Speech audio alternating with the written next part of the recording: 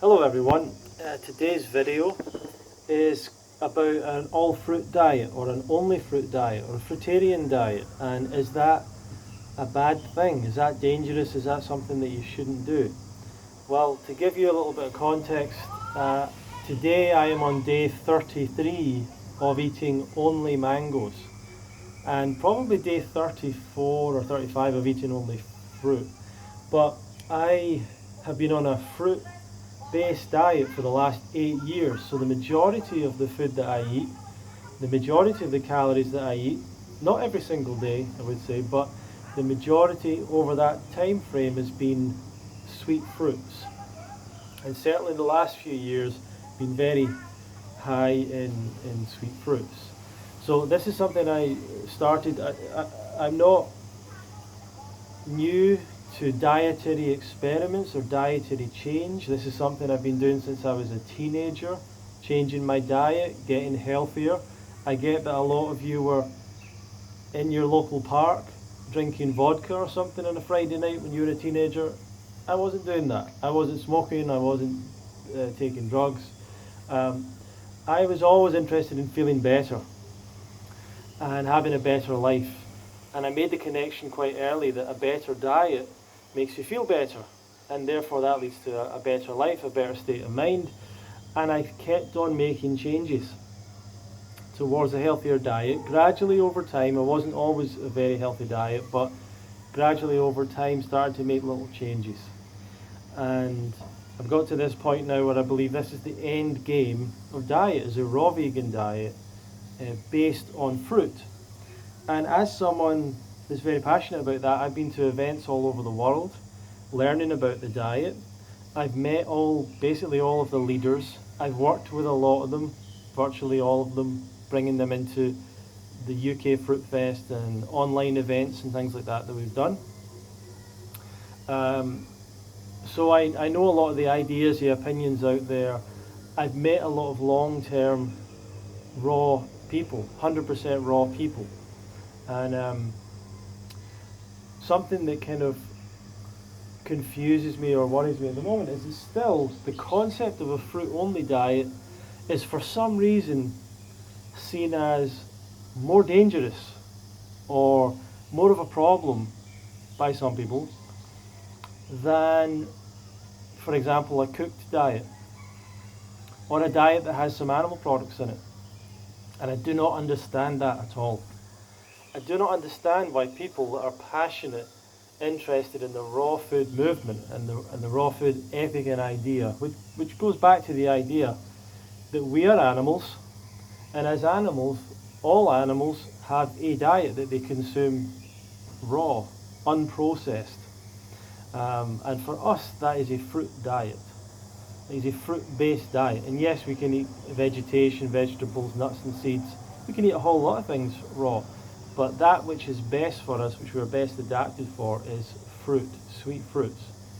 Potentially tropical fruits, we don't know exactly, but that's the environment we would have come from and the environment that our ancestors would have come from. And human beings are primates. We're hominids, primates, part of the primate family. So that's where we're at with that. But so many people in the raw food movement that are raw and believe in it still think that a fruit diet would be dangerous for someone to do, and that it wouldn't take long for a person to get certain deficiencies or have some problems or whatever. Now, let me outline the main problem with a raw food diet that I've said a million times, I'll continue to say. The main problem and mistake that people make on a raw food diet always is not eating enough, and especially not eating enough fruit. Not eating enough fruit. You're accustomed on a cooked food diet to eating smaller meals, small volumes of food. A lot of people have worries and fears in their mind. They don't want to eat more food. They're thinking, I don't want to put on weight. That just leads them to getting fatter and fatter because they go back to the processed junk foods that are in smaller packages but have way more calories. Fruit is mostly water and fibre, which is no calories. So the volume of the food is not connected with the calories and how much energy it gives you, and therefore potentially how much weight you might gain or how much weight you might drop. So fruit is actually one of the least calorie dense foods along with vegetables, so you need to learn to eat more. Because people don't learn to eat more and don't bother listening to us when we tell them that, and think they know better and think they're following their body and all that nonsense. It is nonsense, because most people are following their body into McDonald's and into some steak place and into all these places. So all of a sudden they think they've got this intuition with their body when they start to go raw. They don't. But they've got a naivety and ego about it. People like to think they know more than everyone else. They also want to eat other things, so they want to have an excuse to eat other things rather than just eating fruits and vegetables. So they undereat. And that leads to some basic symptoms which we see all the time. People saying, oh, I felt cold all the time when I ate raw. Yeah, you were under-eating. That's a symptom of under-eating. I was hungry all the time. That's a symptom of under-eating. I couldn't stop thinking about all sorts of other foods. That's a symptom of under-eating. I was constipated. That's a symptom of under-eating. I was feeling negative and vulnerable and start to feel depressed. That's a symptom of under-eating. On any diet, by the way. And they might say, I didn't have any motivation, I didn't want to go out and do anything. That's a symptom of under-eating. Okay? So the most likely thing is that when people feel all these things, they go away from the raw food diet and say, oh, that's dangerous. Or a fruit diet. No, that's bad, that's dangerous, I was deficient. Yeah, you were deficient in calories. That is the major deficiency. In fact, that's probably the most dangerous deficiency in the world today, is malnutrition from under-eating pure calories, not getting enough calories, which is the problem for most people in the world today. Way more than any mineral or vitamin deficiency. So people are mistaking symptoms of undereating for symptoms of deficiency that they're just kind of making up. So a lot of people that failed on the diet, struggled with the diet, didn't like the diet, it all goes back to that stuff. It all goes back to not learning to eat enough. You have to learn to eat enough on this lifestyle with fruit. Okay? So outside of that, if you have been successful with doing that, people will still say, well, it's dangerous to eat just fruit. And once again, I think one of the dangers is that people don't eat enough calories if they try and eat just fruit. And a lot of people that come into this lifestyle that try and just eat fruit, they've not got the basic nutrition knowledge. They've not even read like the 80-10-10 diet or things like that, which would explain a bit more of that to you. They've maybe read raw food books from 80 years ago, and people's personal opinions and from blogs and forums and YouTubers and stuff like that. Well, that's not really good enough a lot of the time, and although you can hear the idea, human beings, we're frugivores, we should eat just fruit or whatever, you can hear that and it might make sense to you, and you go, okay, I'm just going to go and eat fruit. But if you don't know to eat enough fruit, and you don't understand what's going to happen to your body and how you're going to feel and all the differences, then it's likely you're going to undereat and you're not going to thrive on this lifestyle. And therefore there's so many stories of many people having problems with a fruit diet, and people not looking very well on a fruit diet and losing too much weight on a fruit diet and everything else. And that's all true, but it all mostly comes from under-eating, not anything to do with deficiency. But let's look into deficiency. In our, as long as we're assuming that a person's not having a carbohydrate deficiency, you're not having a deficiency of proteins. Doesn't exist, by the way. Protein deficiency does not exist in any form ever. Every protein deficiency is a calorie deficiency, not a protein deficiency. Eating any amount of whole food, enough calories, whole plant foods, you get all the proteins that you require. And obviously people don't have a deficiency in fat. Essential fatty acids, omega-3, omega-6. These are in all plant foods as well, in all fruits and all vegetables. And people aren't suffering from problems with those. So we're really talking about, people are worried about vitamin deficiencies and mineral deficiencies. So when it comes to vitamin deficiency, you should be way more worried about not eating enough fruit, because every single vitamin deficiency basically that's ever happened in big populations of people happened when people did not have access to fruit or didn't eat fruit. Great examples being scurvy, where people didn't have access to fruit, they were on ships, they got vitamin C deficiency. We require vitamin C because we are fruit eaters. We require to eat our vitamin C because our ancestors' diet was so full of vitamin C that our body just said, we don't need to create this anymore, eventually. And it didn't think that we would ever be dumb enough to actually give up the food that is the one food that we can eat raw, that we enjoy. The food that we are obviously adapted and designed to consume. They didn't ever think humans would be that dumb. Mother Nature or whatever never thought humans would be so dumb that they would try and go out and not eat fruit. Silly. And yet there's so many people that don't. So we require to eat our vitamin C because we do not create it anymore, because our ancestors ate so much fruit all the time. It was just abundant. So that's a great example, but other examples of vitamin B deficiencies, once again, if they'd been eating fruit, they would have got these. So there's a lot of different deficiencies that have happened in the vitamin world, usually cured by eating more fruit.